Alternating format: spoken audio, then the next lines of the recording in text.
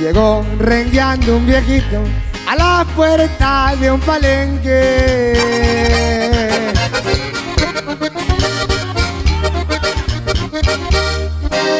Un gallo giro llevaba y se lo mostró a la gente, también bastante dinero.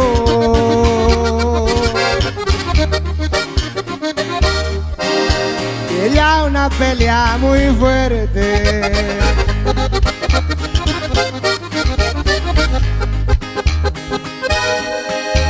Allá por Aguascalientes un derbi se celebraba.